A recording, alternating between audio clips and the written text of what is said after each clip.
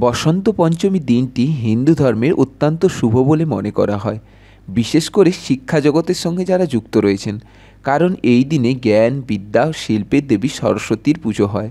গ্রহ নক্ষত্রের দিক থেকেও এই বছর সরস্বতী পুজোর দিনটি বিশেষ শুভ। এইবারের বসন্ত পঞ্চমীকে খুব বিশেষ দিনও বলা হচ্ছে, কারণ 144 বছর পরে এই দিনে রবিযোগ, সাধ্যযোগ ও শিবযোগের সংমিশ্রণ ঘটতে চলেছে। সরস্বতী পুজোর পর থেকে কিছু কিছু রাশির ভাগ্যের চাকা ঘুরতে চলেছে। আসুন আমরা জেনে নিই কোন কোন রাশির ভাগ্যের চাকা ঘুরতে চলেছে সরস্বতী পুজোর পর থেকে।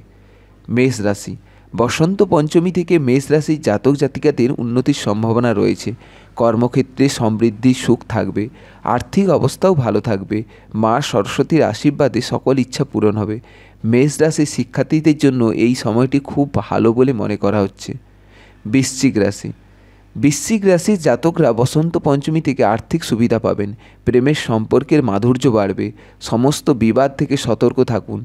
এই সময়ে ব্যবসা করা আশীর্বাদের চেয়ে কম হবে না। মিথুন রাশি। বসন্ত পঞ্চমী থেকে মিথুন রাশির জাতক জাতিকাদের শুভ দিন শুরু হবে। মা সরস্বতীর আশীর্বাদ থাকবেই আপনার উপর। আপনার কথাবার্তার প্রতি মানুষ আকৃষ্ট হবে এবং ব্যবসায়ীদেরও চরম উন্নতির সম্ভাবনা রয়েছে। মীন রাশি। বসন্ত পঞ্চমী থেকে মীন রাশির জাতকদের ভালো চাকরি পাওয়ার সম্ভাবনা রয়েছে, পাশাপাশি আয়ও বাড়বে। বসন্ত পঞ্চমীতে নতুন পরিকল্পনা এগিয়ে নিয়ে যাবেন, তবে আপনি সফলতা পাবেন সব ক্ষেত্রেই।